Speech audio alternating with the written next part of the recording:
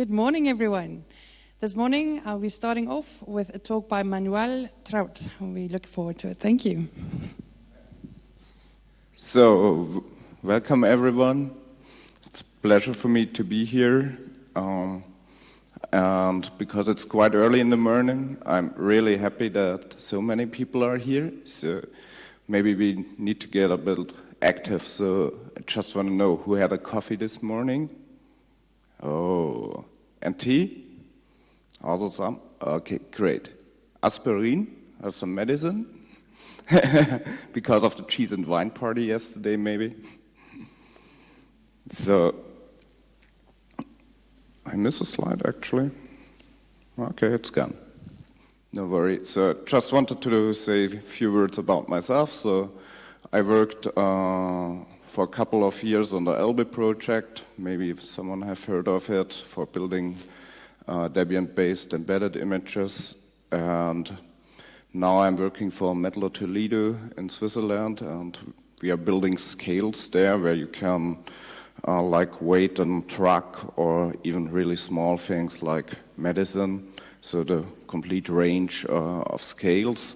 And I'm working in a team there where we're building a Linux platform where different products are settled on.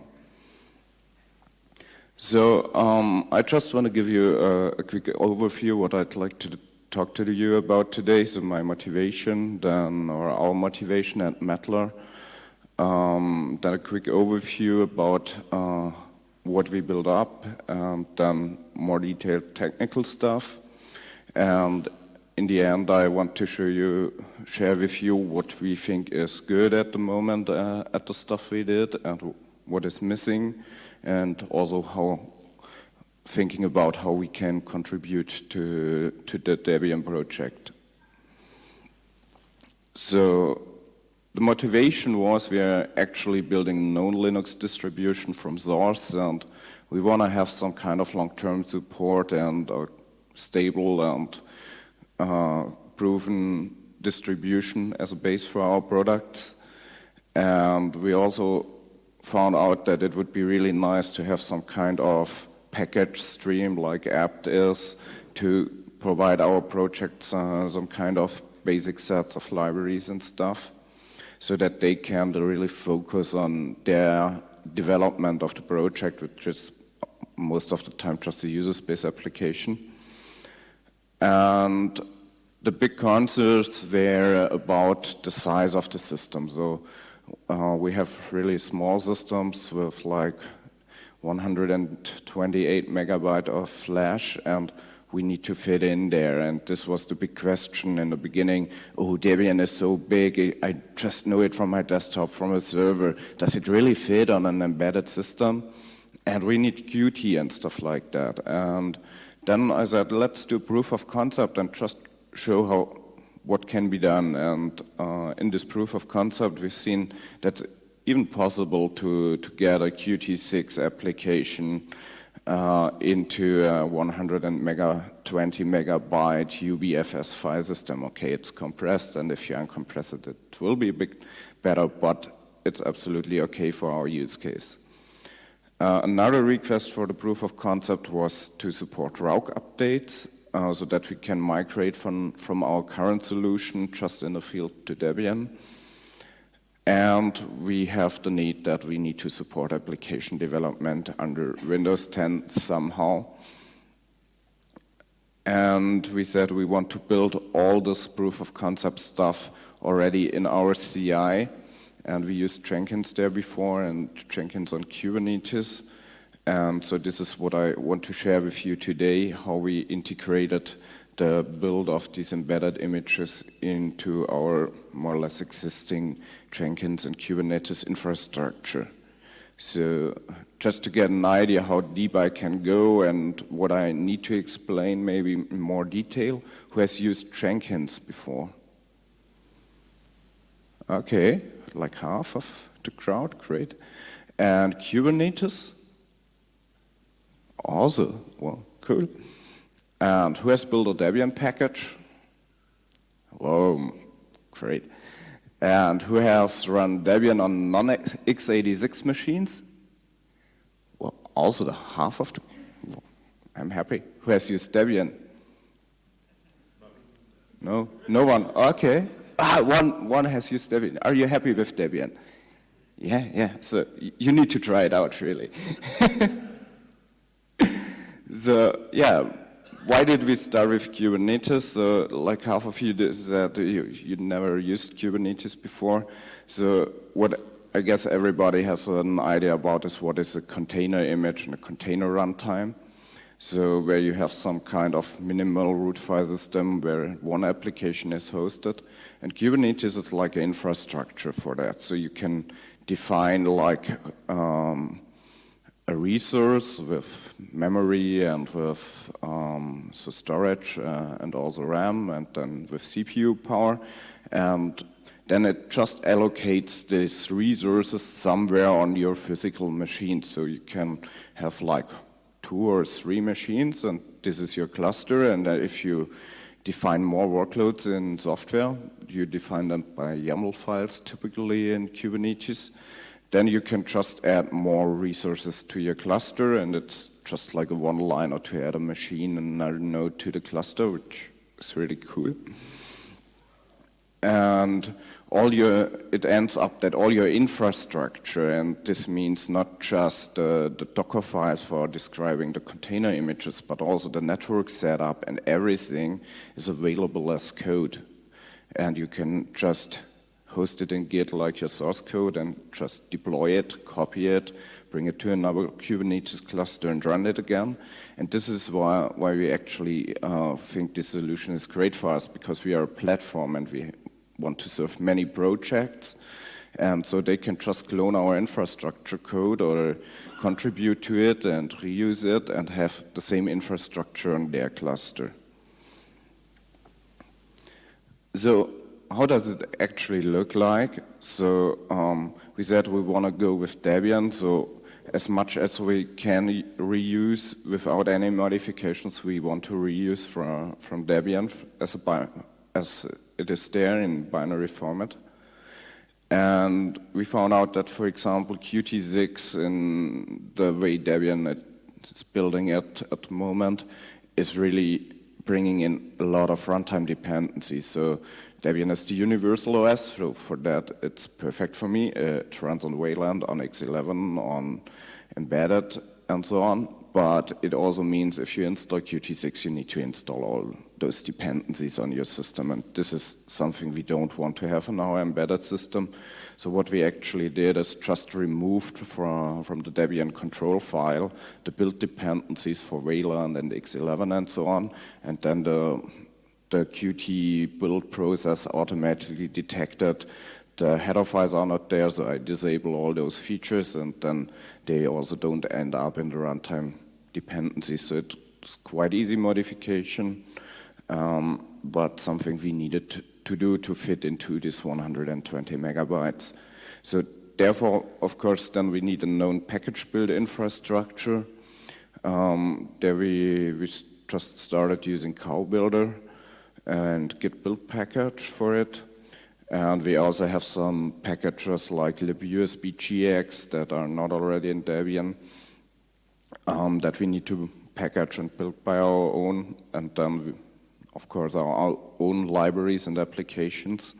And then we host all them into an internal apt repository. And then we have some image building step where we consume the Debian packages and the own build packages and build an embedded root file system image. And now this is not our view, this is the view, the yellow thing is our customers, our projects. So actually we can provide them some Matlock Toledo apt repository with our customized Debian packages and additional packages. And they can just focus on their applications and libraries, build them, host them all in their own apt repository, so we can clearly distinguish between projects and framework stuff, platform stuff, and then the projects are able to build their images with the image builder. And as a result, they get an image and also an SDK. This is something that is quite important for them. They want to have an SDK where they can say, I can develop an application and debug an application for this platform. So actually, it's not more than all the header files for the libraries that are on the target and the libraries, and some cross-compiler and stuff like that, and GDB multi-arch, and then they are quite happy. And actually, we started to run this in WSL2 on the Windows 10 machines, and this is okay for the moment.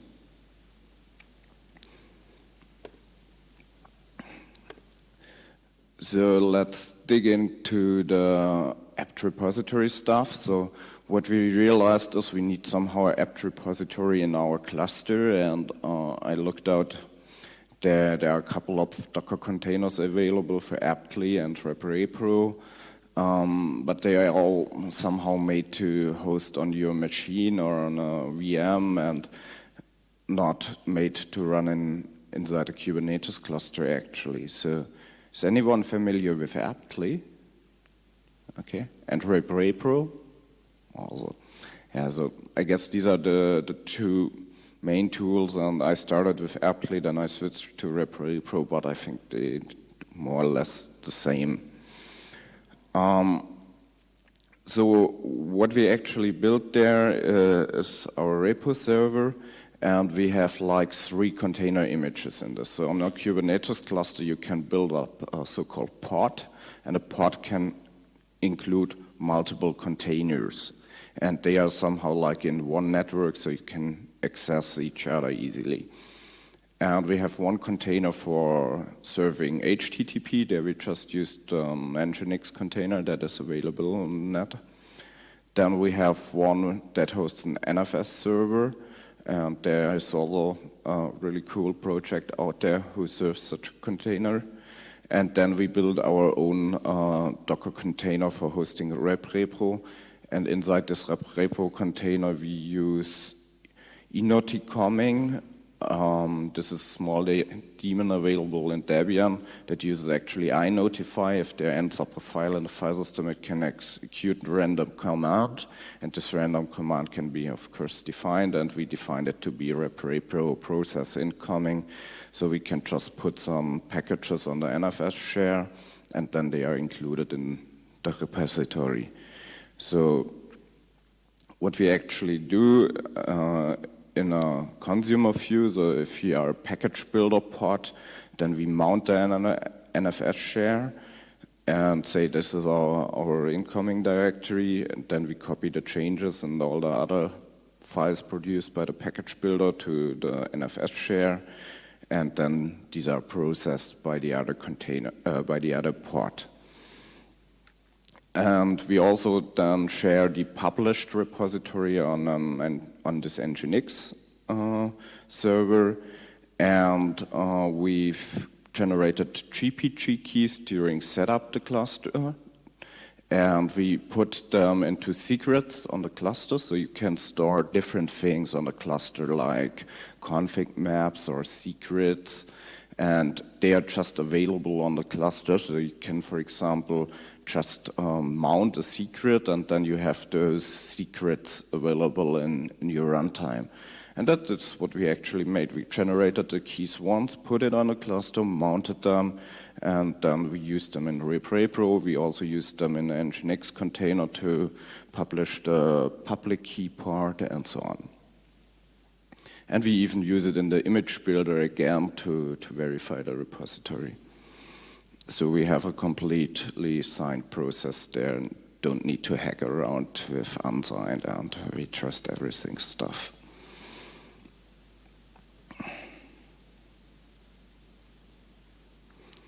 So for those of you who've never seen Kubernetes YAML files, I've brought something that you can get an idea what this is about. So this is actually the deployment of this apt repository. And as you can see on the right side, there are the multiple containers that are specified, like the HTTP container that actually is based on the Nginx image, exports port 80, and mounts, for example, this persistent volume claim. And this persistent volume claim actually is linked to a physical storage that you have on your cluster. So you have some storage management service there, and there you create a volume, and then you can bind it to your ports like this. And then we have also, for example, the Nginx config, just as a config map in the Kubernetes cluster, and then the container just mounts it on the proper position, and then Nginx comes up as you expected. And here pretty the same for the Repro container that actually also mounts this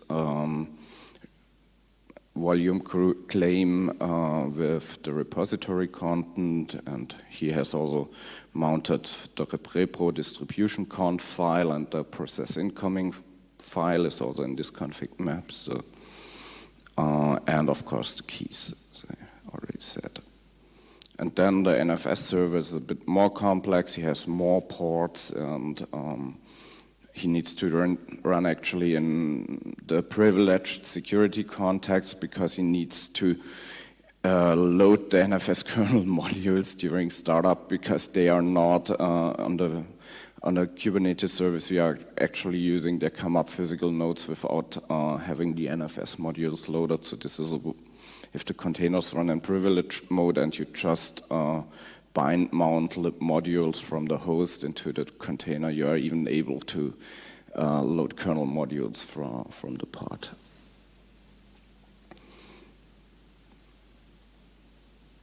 Yeah, so that's actually the way how we brought the GPG keys into the cluster. So we just generated them, and then we just remembered the key ID because we also need them somewhere else. And then we exported them, and then we created a secret from these two exported files. And then if you want to have them in the keyring in the container again, he just has in his start shell script to import the keys again. And this is why we exported the GPG key ID into a variable, because we also create the Repro distributions conf afterwards. So actually we create a file here and insert the GPG key ID that we just generated, and then we use this to produce the Repro distributions conf file on the cluster. So we can have a single script that just runs and set up the whole infrastructure, including generating the keys, configuring the key in Repro, and so on. Yeah, on the right side there, you can see the importing again of the keys in the container side, and then the startup of enoticoming that actually calls Repro process incoming if there's any file put on the NFS share.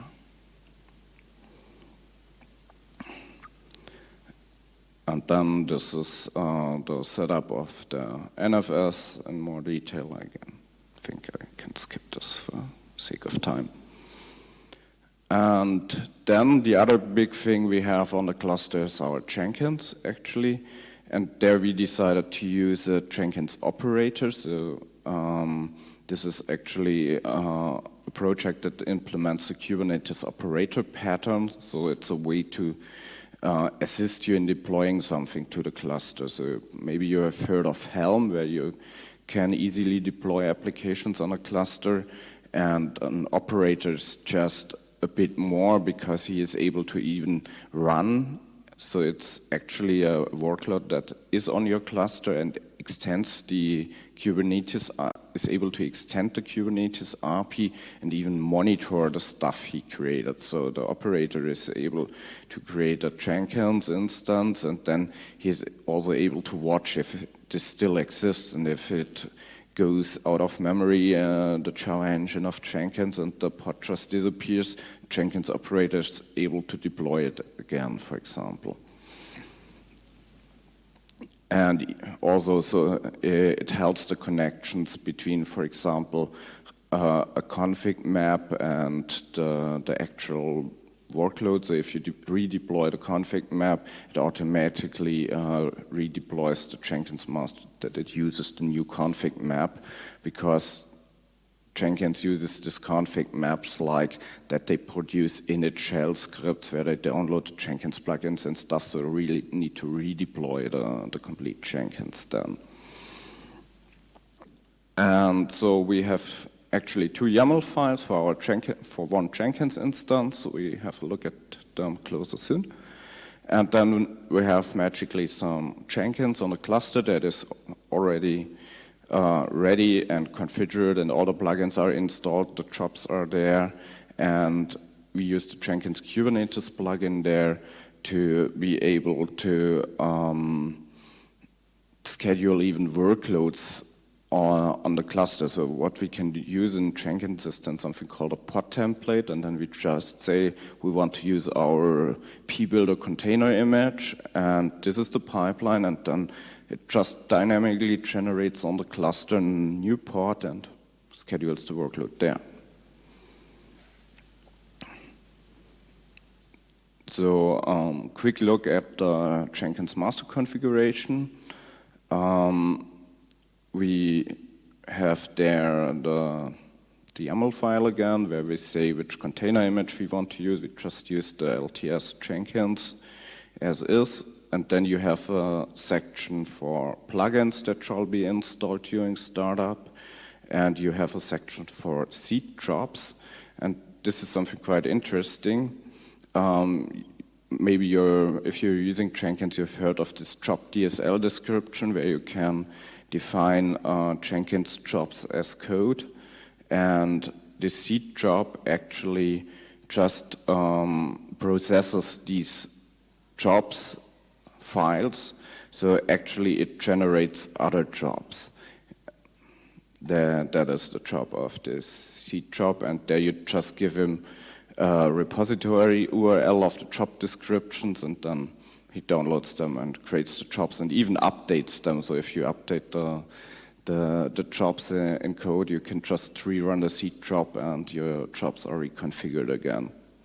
Another interesting thing we use is Jenkins configuration as code, where you can store all the plugin configurations and stuff also in YAML files.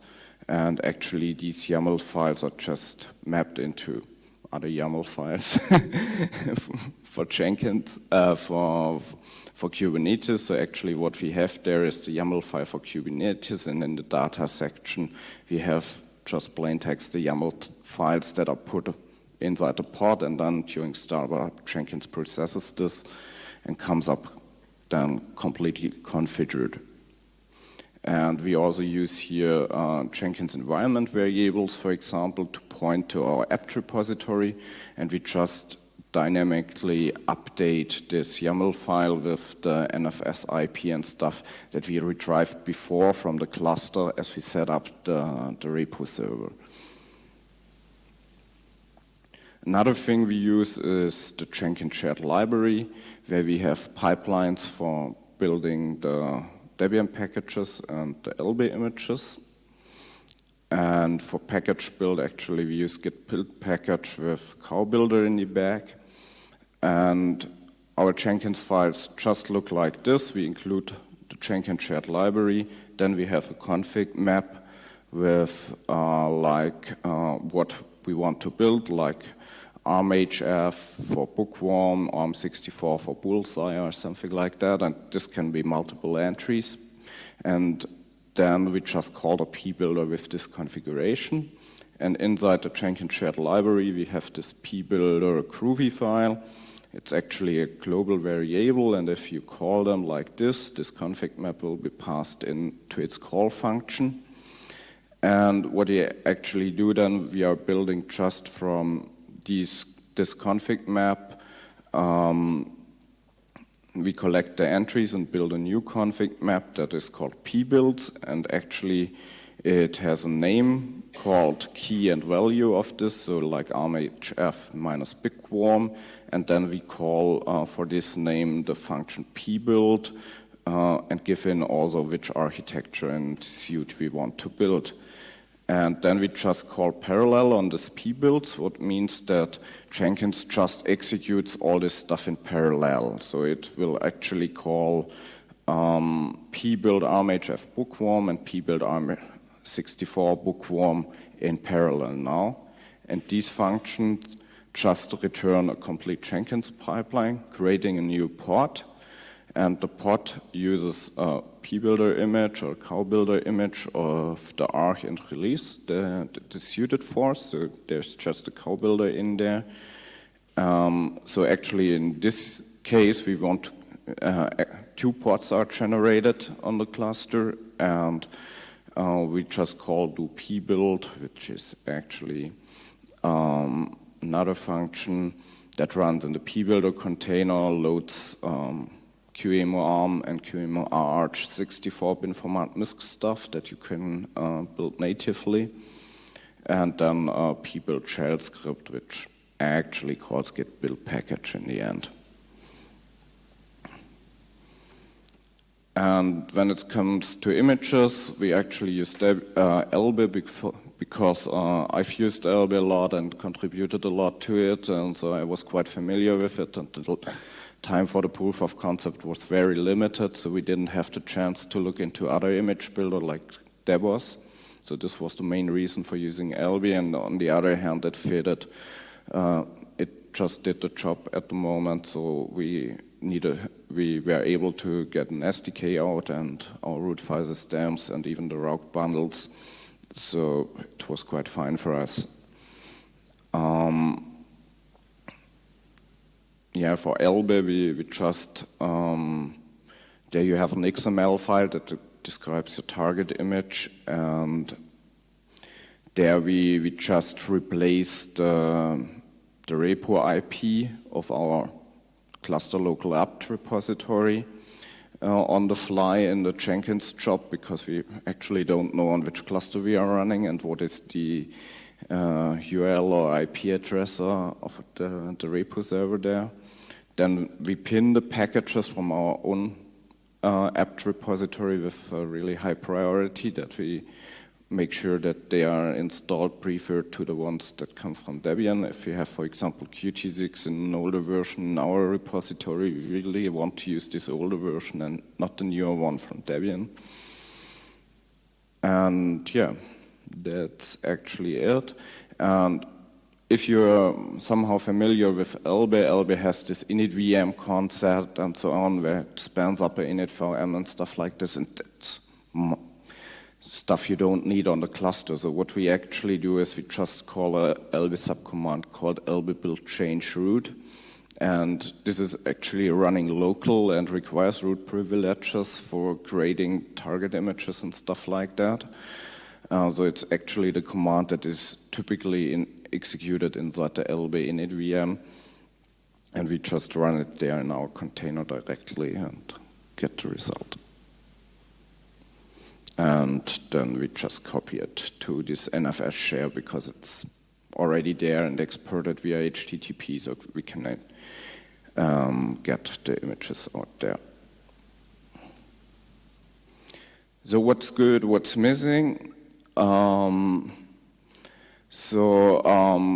are really happy with the setup shell script where we can just deploy another instance of this whole beast. And we are happy that we can build everything in parallel, and it scales pretty well. It works on any Kubernetes cloud. We have signed packages. We can generate the SDK and route bundles, so we can say we are quite happy. But of course, the list of what is missing are not so nice. It's larger because I'm a developer, and I tend to focus more on the bad things. So I guess we need a concept for managing different Debianizations, e.g. for Qt6, and maybe this is also something that can be contributed or work together with the KDE team and Debian or the Qt team. Then we want to have some more automatic stuff on the cluster, that the packages are detecting if there is a new Qt6 version. Debian automatically starts reapplying our patches and then rebuilding everything. That's something that's actually missing. Yeah, So also, like the Debian changelog could be generated out of Git for our own packages. That would make it easier for our application developers that are not very familiar with Debian for the proprietary stuff.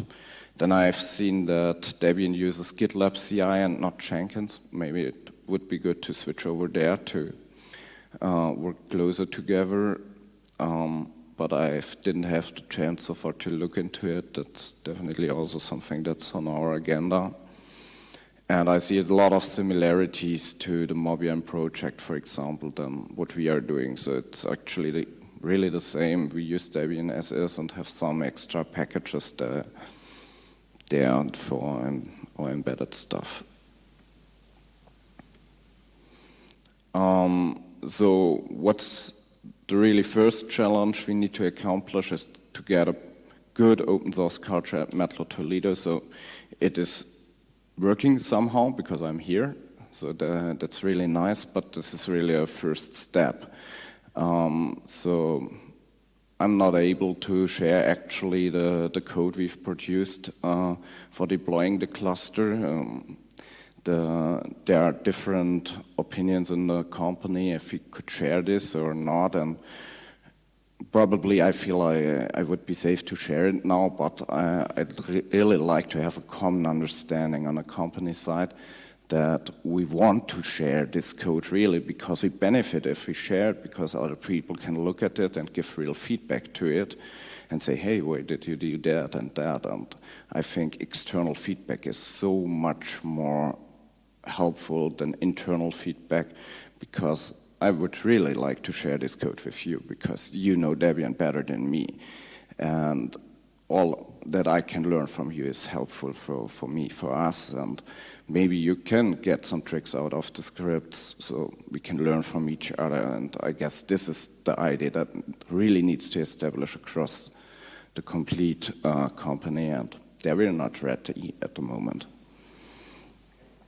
Yeah, then if we accomplish that, the ideas are to maybe switch to GitLab CI and help there, maybe contribute to some packaging, help with LTS, check out if we can help doing cross builds instead of native builds, because it would also save the resources on the clusters. So I see a lot of things we can do and we can contribute, and which would make sense for Matlow and for Debian, and I hope that we can get ready soon for that.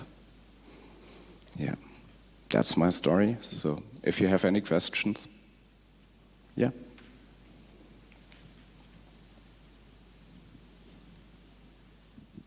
Yeah, so on the OpenStack team, I made a setup which is very similar to what you did. But there's a few differences which I took note on my phone. Mm-hmm. First, I don't use Kubernetes at all, so I just run Jenkins in one virtual machine.